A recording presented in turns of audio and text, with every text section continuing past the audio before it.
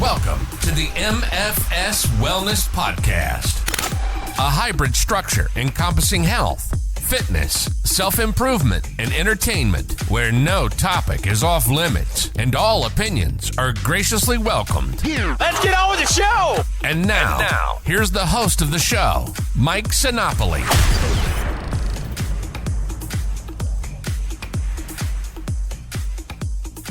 This is the MFS Wellness Podcast. I am Mike Sinopoli, and we are going to go ahead and discuss the foundation of muscle building. Now, before you get into this and think this is just some macho, narcissistic episode podcast, please refrain from thinking that way. Remove that stigma from your mind, if you can, please, especially if you're older, a female, young, I don't know. But, there's this raging, stigma around muscle building, that people just don't think it's for them, or they think it's for narcissists. It's for dudes in the gym, age 20 to 40, and those who just want to flex and be in the mirror and at themselves and strong and intimidating and all this. That's couldn't be further from the truth, and it's unfortunate that stigma really just lies out there, because adding muscle mass to your body is a lot more than just vanity. It's a lot more than just looking scary, looking big, looking strong. That's all there, but there's a lot more that goes to it, and it's something that we need to just erase. One of the many things that we need to unlearn. The society has unfortunately drilled into our heads as a stigma that keeps us away from something so beneficial to our bodies, our mental health, and our longevity in life. So, with that being said, I have about 8 bullet points here, and I'm calling this the foundation of muscle building. Bear with me today. I am slightly under the weather, although feeling better, which is outstanding. The foundation of muscle building here. I can go and make a podcast episode on every single one of these that I've put together, but take this one as a high level episode. So I'm not going to go crazy in depth, because I could make this 3, 4, 5, 6 hours, especially with the way I talk here. I can just keep going, and occasionally that can water down the content. So I'm going to go for this one in a concise manner, high level. And if I want to drill down deeper, we can just have a side discussion if you want to message me. Or I'll just make my own episode for each one of these in depth. And if you want to listen, go for it. If not, that's fine. So before I get into it, like I said, muscle building, there's so many more benefits to it than just looking in the mirror and flexing. The strength as you age is very, very necessary. I'm starting to learn all this now that I'm 40 and starting what we call the second half of life here. So you're kind of realizing that adding this muscle mass is good for strength as you get older, for your mobility as you get older. Metabolism. I can eat a lot of what you would call a cheat meal. I don't use that term any longer. That's only for someone in stage competition and stage prep. I don't use that. There's no cheat meals, because that is a definitive line between a diet mentality and lifestyle. So there's no cheating. But I am able to do that. Many people are, because once you build that muscle mass, you kind of turn your body into a fat-burning machine, and there's a lot more grace you have with what your body does with the calories that come in, especially over the amount. And I'll get more into that later on eating over your maintenance. But understand that there's more than just vanity for muscle, please. Mental health, helpful for that. Sleep. Strength training is just a great way to, have some mental clarity, time to yourself, lots of different reasons that you can find and get to. It's challenging yourself, doing things that you thought you may never be able to do. These are things, and you're fully in control. A lot of things in life, I've done an episode on this before about control, with your muscle gains and your strength gains and and everything. And even not even just the gains themselves, the physical gains, the amount of weight on the bar, all of that, but improving upon movements in strength training is also progress. It's a skill. It's not necessarily just for how much you can do, how many sets, how many reps, how much weight. That's all great, but improving upon your form is also part of it. A very big part of it. Should be the first thing you do. You want it to be, it's a skill. So you want to be safe and you want to learn the form. Just figure it out and do your best. It's okay not to be perfect as long as you're not hurting yourself. So getting right into it then. So now that you kind of understand, and even if you want to lose fat, this is big, before I get into it, before I forget, if you want to lose fat, one thing you want to do is preserve the muscle mass on your body. And that is more beneficial than a bunch of cardio, believe it or not. It's reverse of what we believe. So if you want to be in the right way to go about fat loss is strength training along with a calorie deficit and adequate protein. I've done episodes on that. I can do another one. That's just the groundwork for that. So this is the other side. This is muscle building. And there's 8 bullet points I have for the foundation of it. So again, I'm going to go high level on it. First one, obvious, strength training with compound movements. Compound movements would be something like squats, deadlifts, presses, rows, things like that. That means compound means they work multiple muscle groups in one movement. You're getting the most effective time effectiveness, I should say, right there for what you're doing. When you do a squat, you're working your quads, you're working your glutes, you're working your hamstrings, all in one movement. Now, if you think of a leg extension, more of an isolated movement, you're just going to go ahead and work your quads. Not saying don't do those, but stagger your workouts, so that the compound movements are up first. So you're giving those top priority, your top energy. Then you can burn out on on something like a leg curl if you have lagging hamstrings, or a leg extension if you want to grow your calves more, or something like that. So the difference between fat loss and muscle gain too is that with fat loss you cannot spot reduced fat. Your body's just going to pull that where it comes, where it wants to. That's just the way it is. With muscle building, you can pick a spot where you feel like maybe you want to improve and work that a little bit more. Put some more effort into that. Work on the form. Work on the mind-muscle connection. Do more volume on it. That's all fair game to do. As long as you know what you're doing. So strength training, obviously come up something maybe 3 to 5 days is really good, I think. I like to hit every muscle group 2 times per week, especially the big ones, especially legs, back, and chest. Those are the 3 big ones that have the most amount of muscle mass. Again, when you think about it, you want to be using the most amount of muscle you can in a session. So hitting those is good. A few isolation sessions can be okay as well on lighter days. You don't have to go balls out every single day. Just maybe set 1 day per muscle group that's pretty intense, where you're implementing part number 2, progressive overload, which is adding something each session, not even each session, but each week or as you progress.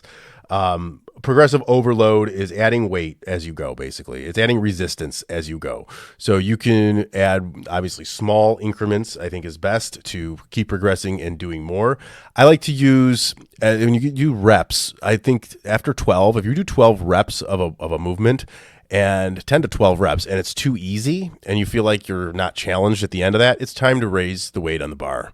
I believe. So that's something I like to do. So that's where you have to start moving up. There's nothing wrong also with doing 1 to 5 reps with heavier weight. That's very effective. We've grown into this circuit training of fad with Orange Theories and CrossFits that we think we need to be doing like 6,000 reps, and like we're just all over the place. Think about it. Like if you can get yourself feeling that muscle burn right within a couple of reps, like why are you going to do 20 to start feeling it? You're just wasting a bunch of time. It's called junk volume. So think about that. You add weight on there rather than reps, I think. Although adding reps is also a form of progressive overload. Really all you want to do is gradually increase the stress placed on the body during physical activity. So you can do that by adding weight is the best way, I think, once you're ready, if your form is good. And then from there, you can also add sets. You can add reps. You can also do what they call time under tension, which is how you do a movement, the speed of which. For instance, a negative would be, say you're doing a chest press. As you're bringing the weights down, say with dumbbells, you can go slowly with those, and you'll feel some tension on your chest as you're coming down. You're getting work doing that. And then you can also slow the rep on the way back up. You can also pause at the bottom. And these are just slow reps that add time under tension. Another way to go ahead and change it up and give it a shot and see if you can attain some gains through that. So progressive overload and strength training are huge. But without those, number 3 is a a calorie surplus. And calorie surplus is the food side, the nutrition side of things, where you are going to eat about 200 to 500 calories over what we call your maintenance level. Could be more than that. Depends on your where you're at and your level of this and how comfortable you are eating over maintenance. So your calorie maintenance is literally what you would eat, a calorie count with macronutrients kind of dispersed through accurately to sustain your body as it is. And if you would eat under that, that's the calorie deficit. That's the fat loss range. Over it, 200 to 500 calories is the surplus range where you're going to build lean muscle mass. So you want to be in that range. Find that out from a nutrition calculator, trainer, a coach, anywhere you can get it. And stick within it for a long time. These sessions, when you're in a bulk session or a surplus, it's going to be 12, 16 weeks at a time because muscle mass takes like 4 times as long to grow than fat loss. So you think fat loss is a slow process? Muscle building is 4 times as slow, in my opinion, if you're doing it the right way. So with the calorie surplus, it's a mind fuck first because most people, women in particular too, are not used to being in a position where they're eating more than their body needs to attain a body that they're going for. It's just not what's been sold to them, unfortunately, even though that ends up being the eye-opening piece that they need to completely change their relationship with food and diet and nutrition and all of it. It's wild to see. I've had some female clients go in this phase scared shitless and deservedly and rightly so, and that's okay. Even men, they can get scared. I was at first. I was like, oh, really? I'm going to eat more than that? I've been trying to lose fat in my entire life and go that route. But it changes everything. The muscle mass is the shape you're looking for too. A lot of times if you diet too hard and eat too low calorie, too low protein, you go ahead and deplete yourself and you just look like a smaller version of what you're already not too happy with in the mirror. And it's that muscle mass that gives you that shape, that toned look that everybody wants. Toned. There's no such thing as toning. This is how you tone, if it even exists, is you have to build muscle and then lose fat, repeat it over and over again. A good way to think about it is like this, in phases. So 12 to 16 weeks in this calorie surplus. That's good news. Once you can mentally grasp the fact that you might add a little fat to your body while you're building muscle, minimal, then you can accept that and you're okay with it and you're into strength training. That's a huge flip in your brain, and you're going to be happier. You're going to eat more food. You're probably going to be in a better mood. And that's for 12, 16 weeks at a time. And then, for 4 to 6 weeks after that, you can go into a deficit where you're going to go, and a pretty deep one too, where you're going to shed that extra added fat. And that's where the results are shown. And then that muscle, that toned look comes from. And then at times you can take some breaks and stay at maintenance and just kind of coast a little bit. That's also very acceptable. You have to remember this is a lifestyle. This is forever. And this is not something that you're just going to do for a little bit and say, all right, well, that was fun. I'm done. It doesn't work that way. So you got to put it in your brain that it's a forever thing. You have to take it and go around all the challenges and hurdles in life that are necessary: work, family, kids, stress, mental health, all of that stuff, and put this in with it and make it a priority. It just has to happen. Number 4 is higher protein, 0.8 to 1 gram, maybe 1.2, depending on how lean of your gain you want to go for your lean mass body weight. So I would say, most women, their protein's going to stay somewhere between, 120 to 140 grams per day. That's just generalizing, really. So don't go ahead and just do that, but that's a pretty safe estimate of what a woman should have. Men, somewhere between 180 to 220.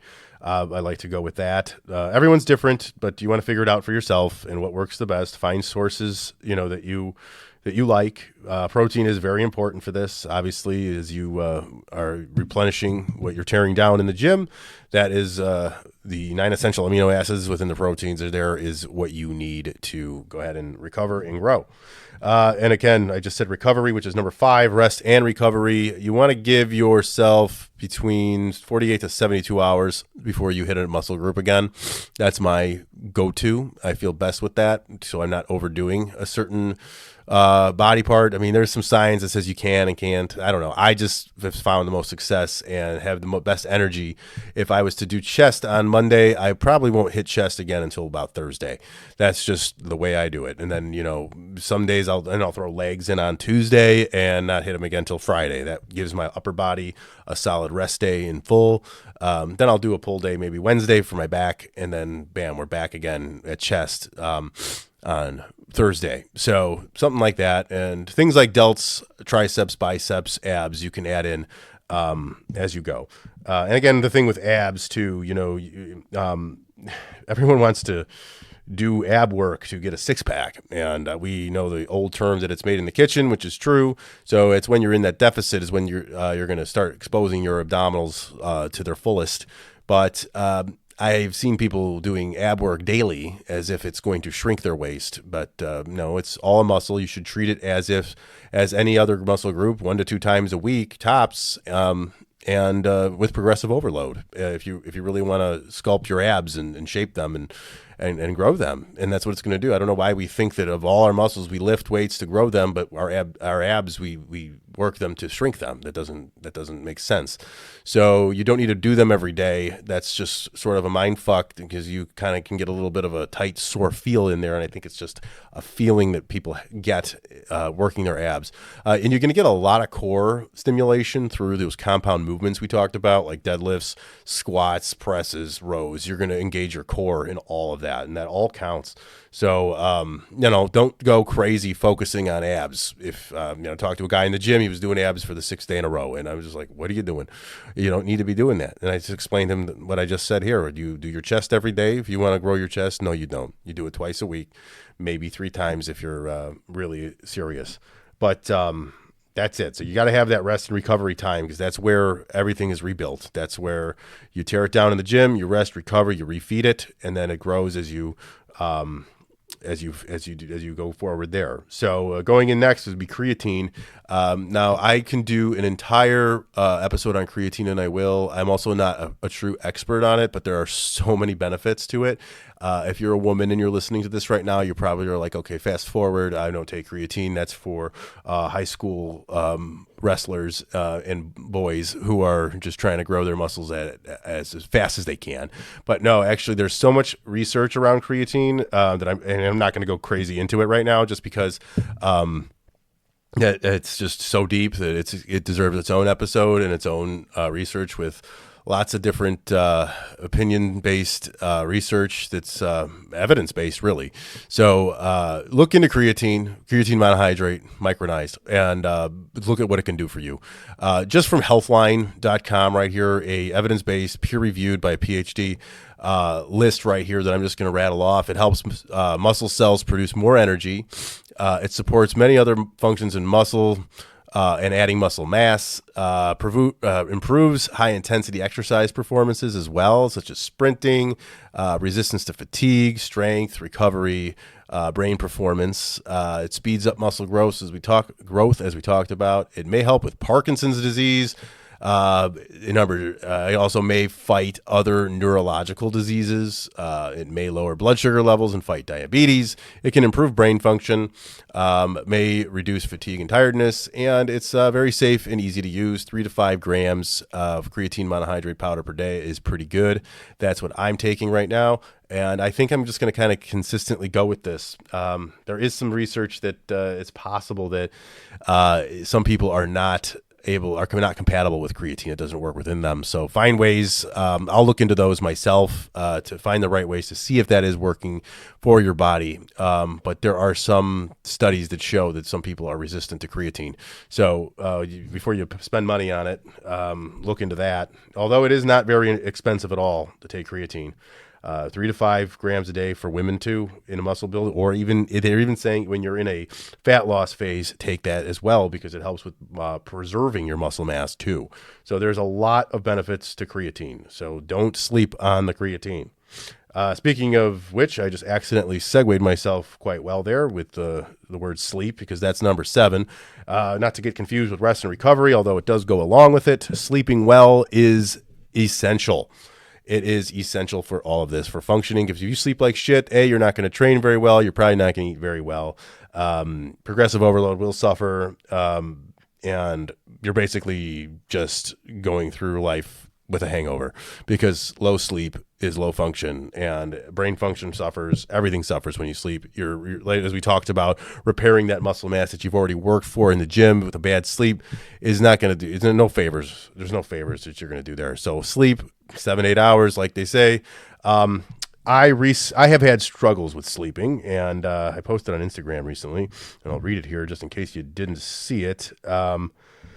Oh, geez. So I was taking indica edibles for a long time. They work great, by the way. I'm not going to shit on that. But I just said, I don't know if I need to be getting high every single night, and maybe I need to just change it up a little bit, and maybe I don't need to be spending as much money on edibles all the time. I'm at my dispensary far too often. But, they're safe, I think within reason, as long as, you're not driving anywhere and feeling too impaired. But again, I didn't feel like that was something I wanted to keep doing every night. So I came up with this. I kind of pieced it together from some other sources. But for me, I'm taking at night about an hour and a half before I want to go to sleep, glycine, 1,000 milligrams, magnesium, 250 milligrams, vitamin D at 5,000 IU, and melatonin at 2 milligrams. That works for me. It's been about 3 weeks now where I've gotten great sleep and have not had a sleepless night in 3 weeks. I've stayed asleep, and it's been pretty good. And I'm surprised because a lot of times I feel like supplements just don't do it for me and it's all placebo, but this is working. So we're going to go with it, and at a fraction of the cost of edibles. So check it out and check your dosages for yourself. Because, everyone's different, and that's that. Lastly, mental clarity. Your brain's got to be in the right place. You got to have the knowledge in general, logically, for this and know what to do. And you have to be clear that this is what you want for yourself. You can't be in the gym just going through the motions. Not just that, but other things in life that may be bothering you. Maybe it's something work-related, relationship-related, family-related, kids-related that's bothering you, that distracts you, your brain. If you go into the gym with high anxiety, any type of distraction like that, it's harder to get a good workout in because you're thinking about something else while you're trying to get the most effective workout in. I know a lot of times, if I've been in the gym with some anxiety, I short my sets of reps, and I know I can do more. You have to there's a point when you're in the middle of a set where your body's going to say, or your brain, or one of the two is going to tell you to stop.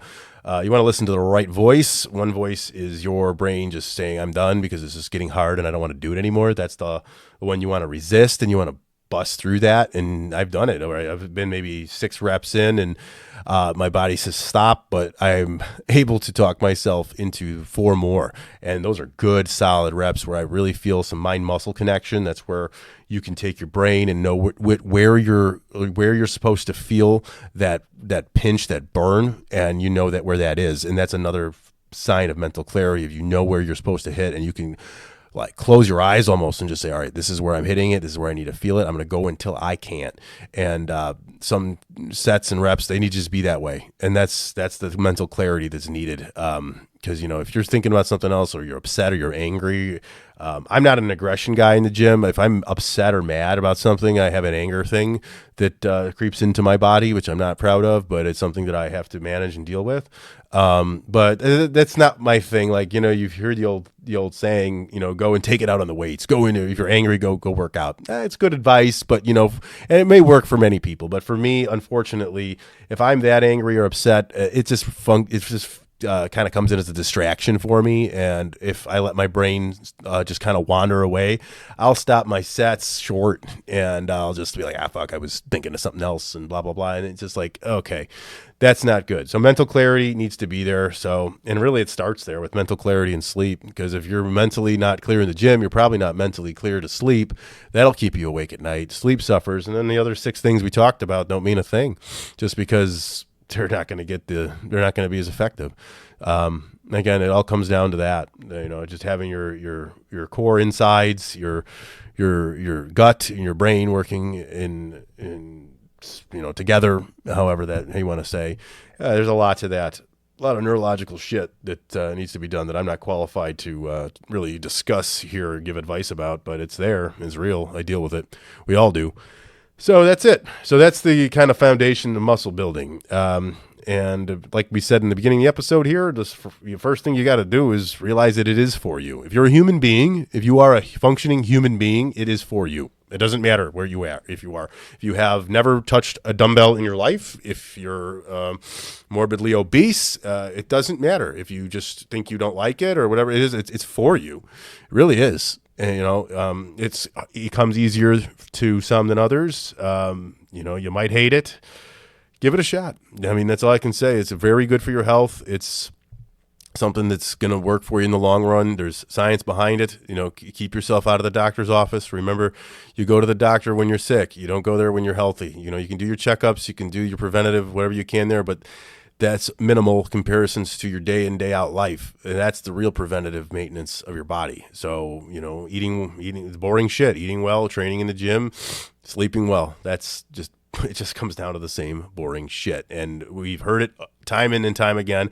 And people are preying on us to come with these new things that are going to help. And all this, people will reach to anything, shots, pills, all kinds of shit, anything to not change their lifestyle. But I'll tell you, a lot of it resides in the gym. It resides with barbells and dumbbells. I would prefer those well over machines and bands and all that, although those do have their place. I do like cables as well. For me, dumbbells and barbells are the best. Then you can go with things like, I'd say cables. There is some benefit to the machines, as far as they go. But, when you're on a track or on a fixed movement pattern, you're not using everything yourself to balance that weight like you are in a free weight. So I would, and if you don't want to go right into free weights when you start lifting, that's okay too. Get yourself acclimated to what's doing what. Take your time. Do what you can do to get comfortable in the gym first. That's planning is everything. Don't just go into the gym, grab the heaviest dumbbells you think you can lift and go. You're gonna get hurt. You're gonna fail. You're gonna dislike it. Just make it a lifelong process. Take your time and do it. That's really the best option right there. So that is the essentials of muscle building. Please, if you take anything from this episode, just realize that it is for you. I have nothing to gain from this. I just really believe in it heavily. I really want the stigma of it to go away, of thinking that, women need to do light little pink weights and dance around on a mat with a DVD. You don't need to do that. You can go in the gym, grab a barbell, squat that thing, just like, a douchebag dude that you think is that who it's for. It's not. It's for you. It's for everyone. I don't care if you're 78. I don't care if you're 18, whatever it is. It's for you. So the free weights, that section is for you. Don't feel like it's not for you. You don't have to stay to the marketed side of the gym that is away from everything, that has the rubber safe weights and the mats and the cables and the bands and all that. It's all for you. All the steel, all the iron and all the steel is for you. 23-year-old women, 37-year-old postpartum, done with you having kids. It's for you, all of it. So, and it's for your kids. It's for your future. It's for your lineage. They talk about passing on generational wealth, passing on generational traumas, generational advice, pass on generational fucking fitness and health. And I know you can roll your eyes, say it's douchey, but you know what? If that's something to pass along, and don't allow society's bullshit, fucking whatever they want to call it, narcissism around it, the male chauvinism around it, the toxic masculinity around it. It's not anything to do with that. Although some people may act that way, ignore them. They're just in their own heads. They're insecure and they have their own ego, and that's not your problem. Don't let somebody else's bullshit ego hinder you from going to better yourself. That's what is another great piece of advice when it comes to this stuff. Don't be afraid of anybody in the gym. I did a whole episode on gym intimidation, a word I think that was made up. I thought I made it up, maybe not. I'm sure it's out there, but don't be afraid. Get yourself in there. Fuck everybody else. Forget them. They don't matter. You matter. Do your thing. No one's laughing at you. Nobody cares. And if they are the problem, not you. Go to the gym. Get a membership. Find a way to go. Find one with childcare if you have to. Carve out some time. It only takes 4 to 5% of your day with travel to get a good workout in. I can help you out with that if needed. I'm on Instagram at MFS Wellness. I'm on email, old school email, mike@mfswellness.com. That's really the main spots for me now. I have a website. I'm getting back together here. I kind of lost sight of it. Now putting it together. It's mfswellness.com, and check it out. It's under construction, but we're putting it together. So, any questions on this kind of stuff? Anything you wanted to shoot the shit about? You want to work with me? You know where those are the best spots to get in touch with me.